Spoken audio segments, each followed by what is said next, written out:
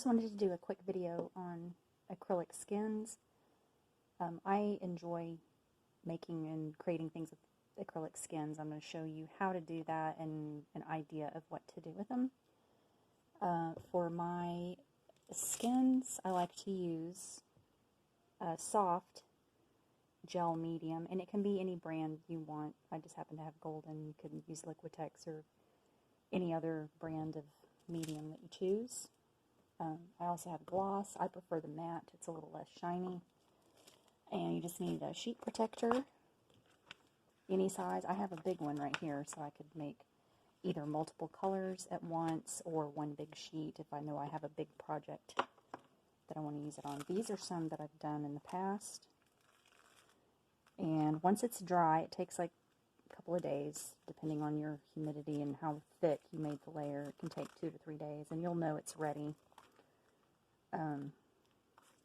When on the back you can see that you can kind of just tell from the back. I don't have one that's wet at the moment, but I will in a moment, and maybe I'll show you later what it looks like. When you first peel it off of the sheet protector, it can be a little difficult to get started, and I just use the tip of a X-Acto blade. I've tried doing it with my fingernails, and all I do is wind up catching the plastic of the sheet, and that doesn't work too well. So if you just get it started, just a little edge, and then it'll pull up. Now you have to be careful when it's fairly new that you don't flop it over and stick it to itself, because then it'll be really hard to get undone. These I created quite a while back, so they've had time to cure, which means that they won't stick upon themselves, and they will probably on the back side. It's a little stickier on the back where it's been smooth. You just have to be careful and cognizant of that. So I'm going to make a set right here, and I think I'm going to use a green color.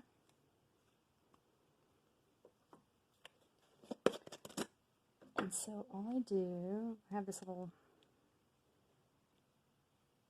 wet wipe in here to kind of keep the air from drying out my stuff. So the soft gel is still thick and will hold a shape, but not too thick. It's just easier, I think, in my opinion, to work with. So you put out, I don't know, that looks about a 1/4 cup if you want to measure it that way. And then you mix in your color, any brand acrylic you want, thick, thin. And then we're going to just kind of work the color in. Make sure all the color gets mixed in. I mean, if you don't mix it in all the way, you'll just have clear spots, right? When you spread it out, there'll be clear spots, and that could make an interesting look. I haven't tried anything using that technique, but that's something different. So then once I know all the colors mixed in, I just start kind of trying to get an even layer. So I will spread it out side to side and then up and down. And this part, if you're not used to using a palette knife in kind of thick paint, then it'll just take a little bit to get used to.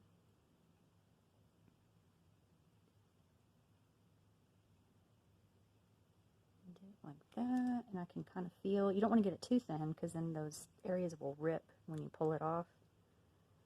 I usually cut mine into shapes and use them that way for mosaics, so it doesn't really matter if I have it, you know, the exact shape that I want. You know, a particular exact shape. So I'm going to leave this to dry for 2 or 3 days, and we'll come back to that. Now I'm going to show you a piece that I did. It's a pretty large piece. It took me a while to do it, using the acrylic skins that I've made and cutting them up into shapes. I just cut these pieces with scissors. I don't know what size shapes or pieces I'm going to need. I just kind of start in one area and cut them as I go along. There are specific areas of color that I need, so I have to cut the pieces to kind of fit within those areas. And this was just an experimentation. I didn't know really this was going to be a regular painting, but then I got the idea to do the acrylic and I went for it, and it took me a while to do it, but it was pretty satisfying, the result, once I was done. So this piece is a 24 by 36 with the 1.5 inch profile, and I did wrap the mosaic around all edges. So I just wanted to show this up close and give an idea for what I've been using my acrylic skins for. I hope that helps and gives you an idea of what you can do. Okay, so here is the acrylic skin that I put together. It's been over 48 hours. And this one's easy to peel up. I was able to grab it. It's not super thick. The thickness is just a personal preference. You can see it's kind of thin right here. You can kind of see through. But that was the edge. It peeled right up. You'll know when it's ready to peel when you look at the back through the plastic, and if you see any ghosted white areas, that's where the medium hasn't dried yet. So that's what you will see. I wasn't able to show that because I didn't do this real thick, and so it didn't really have that issue. It dried pretty quick. But that's all you need to do. Just spread out your medium, and it doesn't take much color to mix with that medium. I'm going to show you something else you can do. I'm going to put this down here, and I'm going to add some texture on top of it. So something you can do. Now this is a huge tub because I do lots of large canvases using this, so I buy the big size. You probably wouldn't need this. But there are different brands that carry a similar product. This is white, and it dries white. It stays white. It doesn't dry clear. It looks like cake frosting and kind of feels like cake frosting.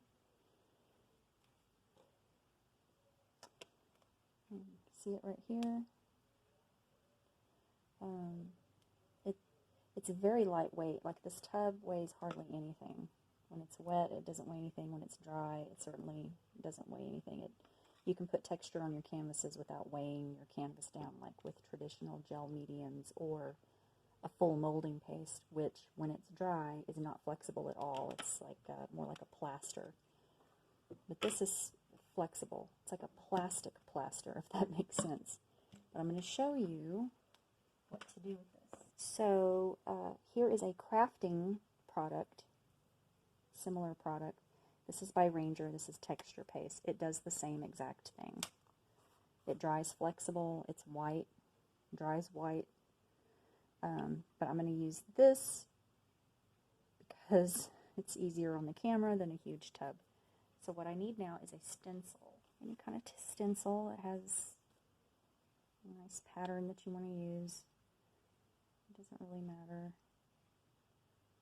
I'm going to take some of this and I'm just going to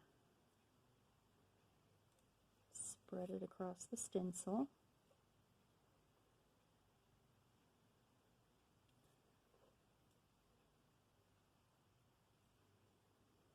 Get just a little bit more.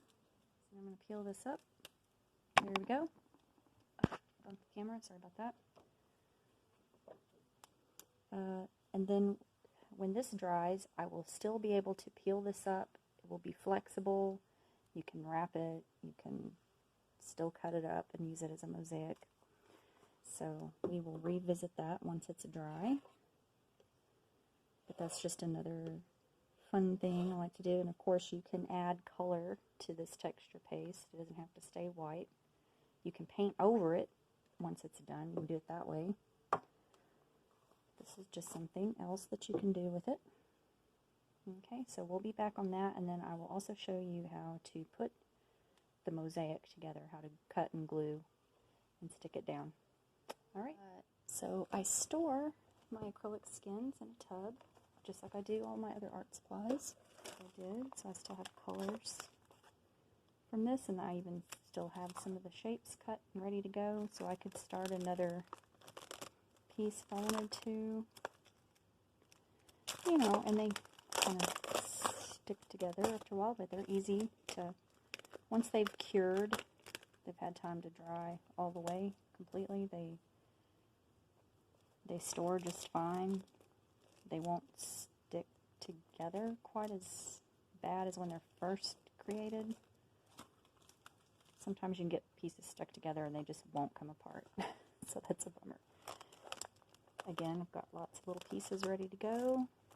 I just stick them in here for when I'm ready to do another piece.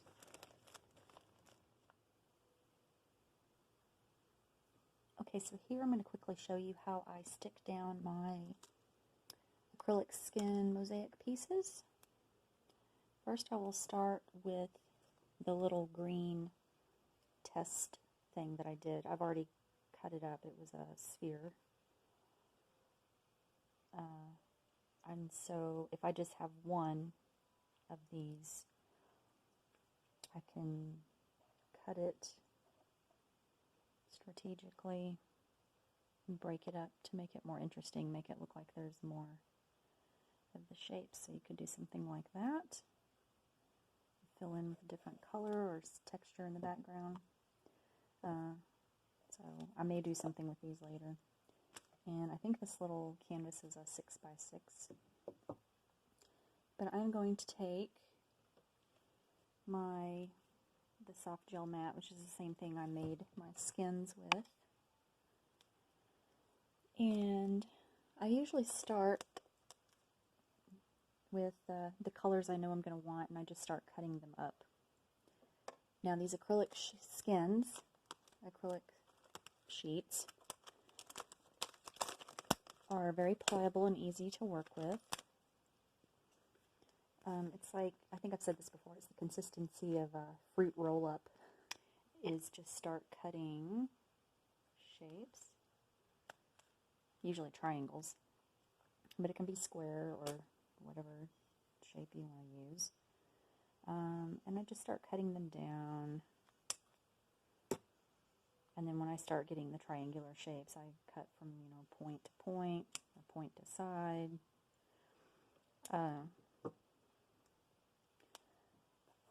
So I will just start putting some of the, you know, this is a messy process, but this is the matte, so it's not gonna dry shiny. So you just put it down. It'll dry fairly quickly.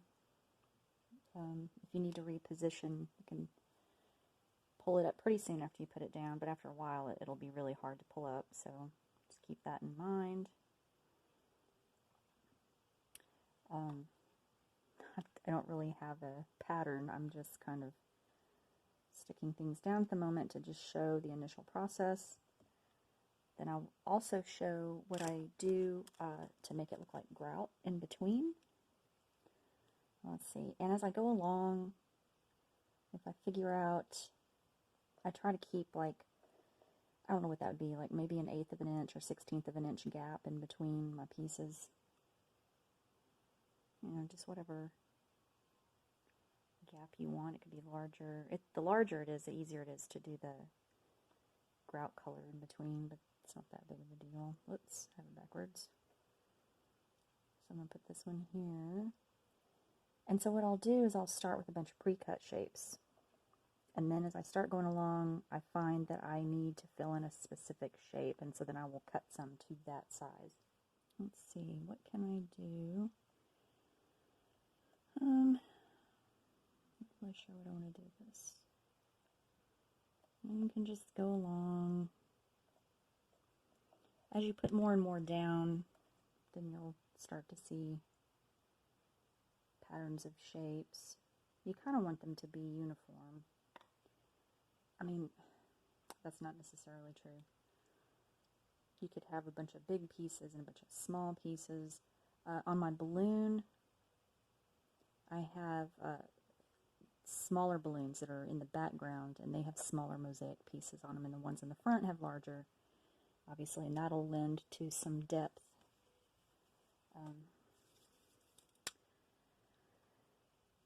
In dimension. Yeah, that's not really going to fit. So see, if I want to put a piece here, it's kind of run into there. So I can just snip off that corner. And say, let's say I wanted to put a piece there. Of course, I got it a little bit off, but you kind of see where I'm going. This is just a test run. I didn't even have a pattern. I thought about putting a flower, but honestly, I didn't want to spend all the time to do a shape, because I have other projects that I want to get to. And I just wanted to show this as a maybe a helpful starter to someone who would like to try this acrylic skin art. It's pretty fun. Let's see, I think I can kind of stick that right there.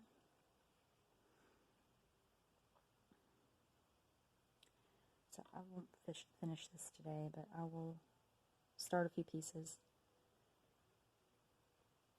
You know, in about 24 hours for sure. Like, you will not be moving these, or way less than that. Actually, a couple hours, you won't be moving these at all. So in one of these fine line applicator bottles, I put some gray, kind of a neutral gray color, and some various thicknesses of acrylic medium to get the flow that I was looking for.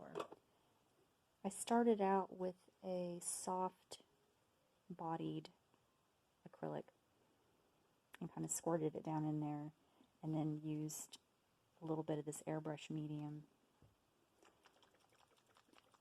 Now this is very thin. This is for, obviously, more fluid applications. Yeah, it's been a while since I've used this, so it may be a little...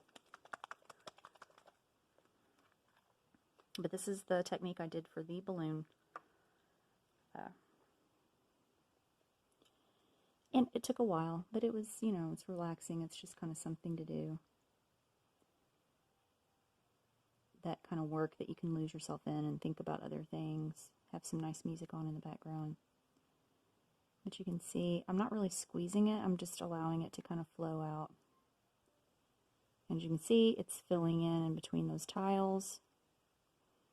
And this will dry matte, and when it's done, because it's on top of this light molding paste, which kind of dries, it dries very soft and flexible, but it has kind of this gritty, not gritty, it's, it has a tooth to it, almost like a watercolor paper. It's a really nice medium. I love to put it on my backgrounds and paint on top of it with acrylics, and it'll give you, if you thin your acrylics, it'll look like watercolor technique, but it's actually acrylic. So this is what I do. And like I said, I'll probably finish this and just show like the finished product. But you saw my balloon sample, and that one, you know, I went very bold, starting out with such a big piece. The next one I do will probably be smaller, because it took me quite a few months to finish that one. I mean, I didn't work on it straight. Whoops. I got some on the edge, so just wipe it off with your finger. The good thing about this is it's very easy to clean up since it's kind of thinned it down. But see how easy it is to just kind of work it in between those pieces. And there you have it. So, looks like fun, doesn't it? If you've ever wanted to try like tiles, mosaics with tiles, this might be a little easier because you can cut the pieces immediately to the size you need without much effort at all.